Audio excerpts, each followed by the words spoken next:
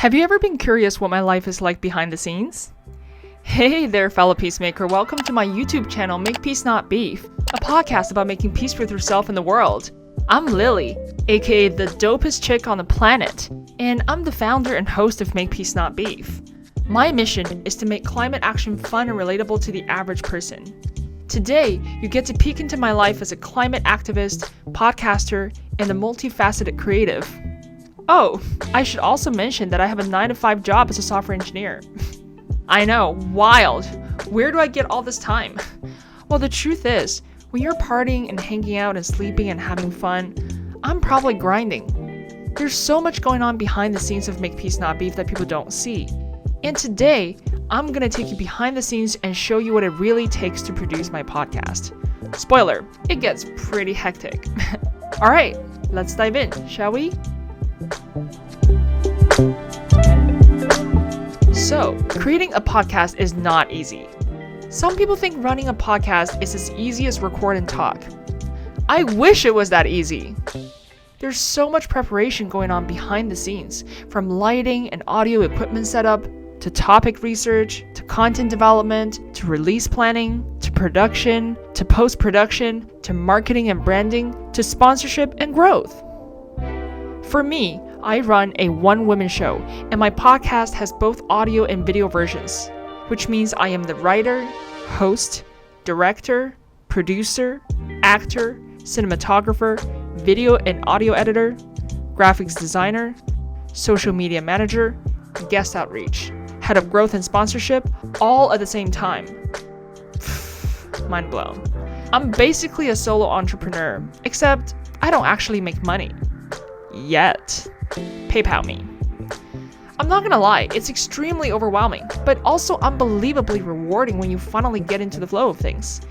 And of course, every podcaster does it differently, and most podcasters don't have video episodes. And maybe I'm just being extra, but I actually use 8 different softwares and web services to produce each episode. Ready? That's Adobe Audition for audio editing, Adobe Premiere Pro for video editing, Descript for AI transcription, Canva for socials, Headliner for audiograms and subtitles, Later for scheduling posts, Anchor for podcast distribution, and Ahrefs for SEO and hashtag research. Don't forget that I do this for every single episode. I know what you're thinking. Lily, you are a beast. I agree. So yeah, I have a 10-step process for producing each episode.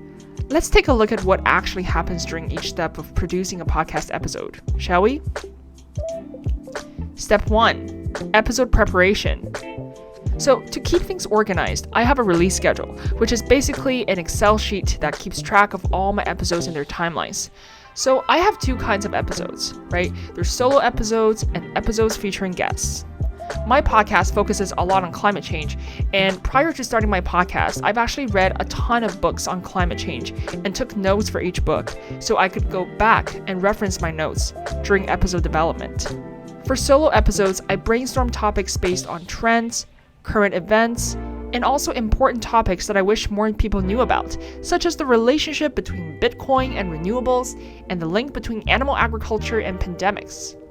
Then I spend a few days researching the topic on the internet. After research, I start writing the episode, and I transcribe the entire episode. Yes, word for word, I type it out on notes so I can read it during the recording. Episodes featuring guests are more conversational and less scripted, but they're still structured. Prior to each guest interview, I schedule a call with each guest to learn about their story and experiences. Then I develop an episode outline and send it to them.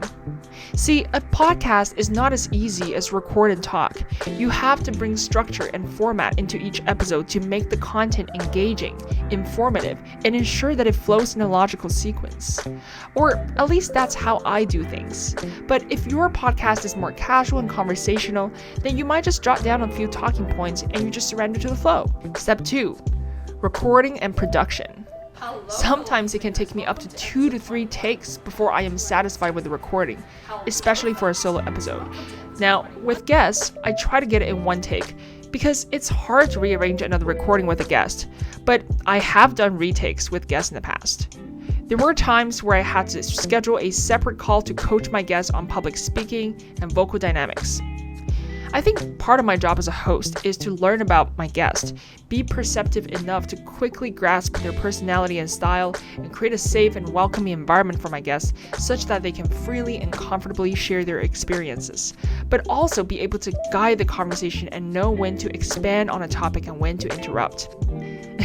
I have to admit, it is a challenge sometimes being able to build a rapport with a guest right away, but practice makes perfect.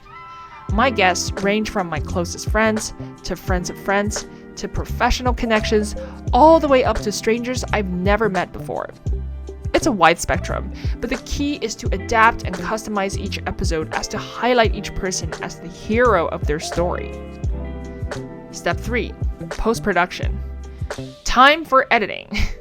Post-production is a 3-part process for me. It is the most fun and also the most time-consuming part of producing each episode. You will not be able to guess how much time I spend on video editing.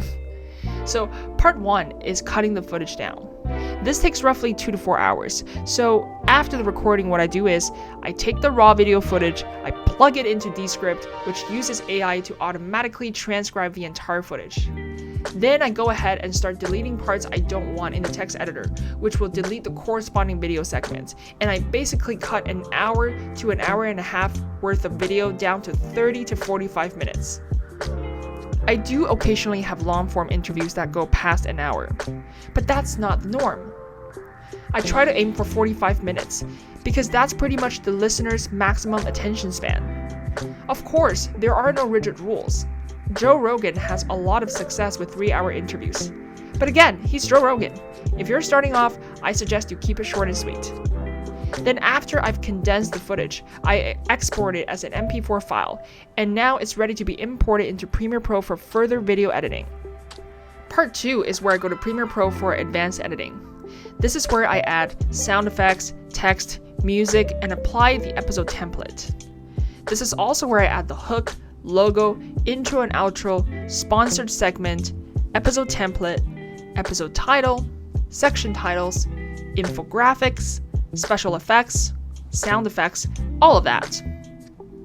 This part can take up to 20 to 30 hours of editing for each episode. Yes, you heard me correctly. It's absolutely insane. Nowadays, I outsource my video editing. But back in the days, I manually edited every single one of my videos using Premiere Pro. But the funny thing is, video editing is actually the part that I enjoy the most. I just find it to be incredibly rewarding and fun, even though it's so laborious. Now, part 3 is audio editing. So once I have the video version completed, I extract the audio and I import it into Adobe Audition, where I have a separate audio multi-track template for the audio version of the episode. So this is where I equalize, normalize, and compress the audio and do some audio mixing to make sure the audio quality is consistent and clear. Step 4, curating a 1-minute shareable episode highlight for social media. After I'm done with the full episode, I now spend another 2 to 5 hours curating a catchy 1-minute Instagram highlight for each of my episodes. This is another seemingly easy task, yet time-consuming process, because I don't choose 1 minute of a contiguous segment, but rather I piece together multiple segments from each podcast episode to bring out the best of each episode. Once again, I do this in Premiere Pro and I apply a different template to the video to fit Instagram's aspect ratio. Step 5, graphics design. For each episode, I have to design 2 pieces of graphics, the YouTube video thumbnail and the Instagram thumbnail for the episode highlight that shows up on my grid. So I head over to Canva, where I have a pro subscription, and I design the graphics there. Canva provides a lot of really good pre-made Instagram templates that you can use out of the box, or you can design your own. It's a really, really great tool. I highly recommend it if you're a content creator of any kind. Then for the IG thumbnail, I download the thumbnail, I pre-append it to my video highlight as the first 0.5 seconds of my video so that it shows up on my grid. Ta-da! Step 7, adding subtitles to the episode highlight. Yes, I'm not done. So after I curate the IG highlight, I head over to Headliner, where I add subtitles to the Instagram episode highlight to make it easier for my viewers when they're scrolling through my feed and have their audio on mute. Hey, devil's in the details. Step 8, upload the videos. Finally, it's time for uploads. I upload the video version onto YouTube, the audio version onto Anchor. I fill in the episode description, hashtags, show notes, things like that. For YouTube, I do quite a bit of SEO research for each episode. I also add chapters to my episodes, which are basically timestamps for different sections of the video. This can be quite time consuming, but it makes it easier for viewers to index my content, so it's worth it. Step 9. Social media. Scheduling the Instagram post. Finally, I schedule the Instagram post for the episode highlight using Later, where I add the post description, hashtags, and things like that. After I'm done with Instagram, I then head over to Twitter and do another post. Yes, it's me posting every time, not a bot. I wish I had a bot.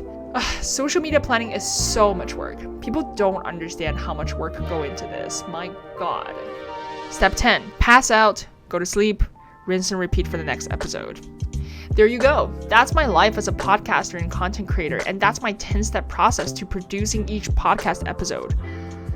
And I haven't even gotten to sponsorships yet. Don't even get me started. I have a feeling that this video either inspired you to start your own podcast or scared the shit out of you. Either way, if you want to start a podcast, a YouTube channel, a business, whatever, you should do it. Because no one else thinks like you do on this planet, so you will offer a unique angle no matter what it is that you do. And also because we only live once and life is too short to be spent doing something you don't want. After all, you will only regret the things you wish you did but didn't do. So what's holding you back? I hope you liked this video and hopefully have a deeper appreciation for podcasters and content creators. Please don't forget to check out my podcast, Make Peace Not Beef, so you can now witness all of this hard work in action. Don't forget to subscribe, like, and comment down below, and leave my podcast a 5-star review. I'd very much appreciate that. Your support means the world to me. Peace!